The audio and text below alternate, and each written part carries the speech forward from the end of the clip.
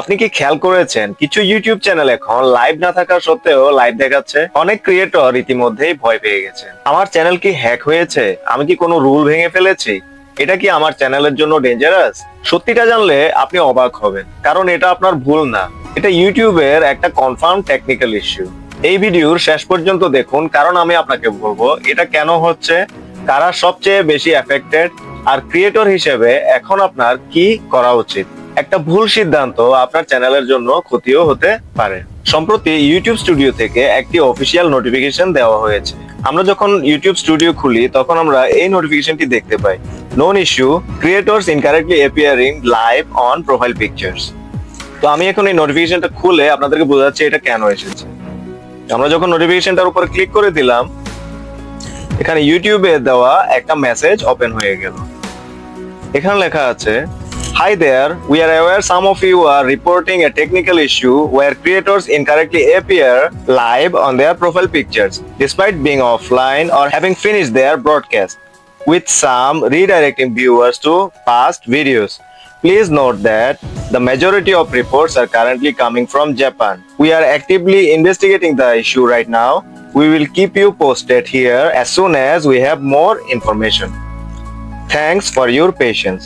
এখানে ইউটিউব বলছে কিছু ক্রিয়েটর অফলাইন থাকা সত্ত্বেও তাদের প্রোফাইল পিকচারে লাইভ বেজ দেখাচ্ছে, অর্থাৎ ক্রিয়েটর ইতিমধ্যেই লাইভ শেষ করেছে অথবা একেবারেই লাইভে যায়নি, তবুও চ্যানেলে লাইভ দেখা যাচ্ছে। কিছু ক্ষেত্রে এই লাইভ লেখায় ক্লিক করলে ভিউয়ার্স পুরনো লাইভ ভিডিও অথবা আগের কোনো ভিডিওতে চলে যাচ্ছে।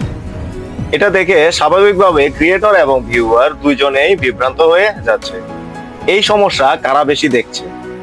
ইউটিউব জানিয়েছে এই সমস্যা সবচেয়ে বেশি রিপোর্ট এসেছে জাপান থেকে। তবে এর মানে এই নয় যে এই সমস্যা শুধু জাপানের মধ্যেই সীমাবদ্ধ।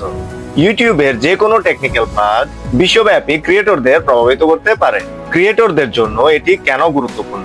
এই সমস্যাটি ছোট মনে হলেও এর প্রভাব কিন্তু বড় হতে পারে, কারণ ভিউয়ার বিভ্রান্ত হতে পারে, মনে করতে পারে ক্রিয়েটর ভুয়া লাইভ করছে, চ্যানেলের উপর বিশ্বাস কমে যেতে পারে, এঙ্গেজমেন্ট এবং ক্লিক থ্রু রেট কমতে পারে। বিশেষ করে যেসব ক্রিয়েটর নিয়মিত লাইভ করেন তাদের জন্য বিষয়টি আরো স্পর্শকাতর। কিন্তু আবারও পরিষ্কার করে বলছি, এটা ক্রিয়েটরের কোনো দোষ না। ইউটিউব কি বলেছে? ইউটিউব স্টুডিওর বার্তায় পরিষ্কারভাবে বলা হয়েছে তারা সমস্যাটি সম্পর্কে অ্যাওয়্যার। এটি একটি টেকনিক্যাল ইস্যু, তারা অ্যাক্টিভলি ইনভেস্টিগেট করে যাচ্ছে। সমাধান পাওয়া গেলে ইউটিউব স্টুডিওতে আপডেট দেওয়া হবে। অর্থাৎ ইউটিউব ইতিমধ্যে সমস্যাটি অফিসিয়ালি অ্যাকনলেজ করেছে এবং তারা এটা নিয়ে কাজ করছে। আর যখনই তারা এটার একটা সমাধান বের করবে, তারা ওয়াইটি স্টুডিওর মাধ্যমে আপনাদেরকে আপডেট দিবে। ক্রিয়েটর হিসেবে এখন আপনার কি করা উচিত? এই অংশটি খুবই গুরুত্বপূর্ণ। এই অবস্থায় ভয় পাওয়ার কিছু নেই। চ্যানেল সেটিংস পরিবর্তন করার কোনো দরকার নেই। পুরনো লাইভ ভিডিও ডিলিট করবেন না। কোনো তড়িঘড়ি সিদ্ধান্ত নেবেন না। আপনার করণীয়, স্বাভাবিকভাবে ভিডিও আপলোড চালিয়ে যান। প্রয়োজন হলে আপনার অডিয়েন্সকে আপনার ইউটিউবের কমিউনিটি পোস্টের মাধ্যমে এ ব্যাপারে জানিয়ে দিন। ইউটিউবের আপডেট আসা পর্যন্ত ধৈর্য ধরুন। সাধারণত এই ধরনের সমস্যা ইউটিউব নিজেই খুব দ্রুত সমাধান করে দেয়। আপনার চ্যানেলে যদি এই লাইভ সমস্যা দেখা যায়, কমেন্ট করে জানাতে পারেন। ইউটিউব থেকে নতুন কোনো আপডেট এলে আমি অবশ্যই আপনাদের জানাবো। ভিডিওটি যদি আপনার কাছে ইনফরমেটিভ মনে হয়ে থাকে, অবশ্যই একটি লাইক দিবেন এবং আমার চ্যানেলটি সাবস্ক্রাইব করে রাখবেন। আল্লাহ হাফেজ।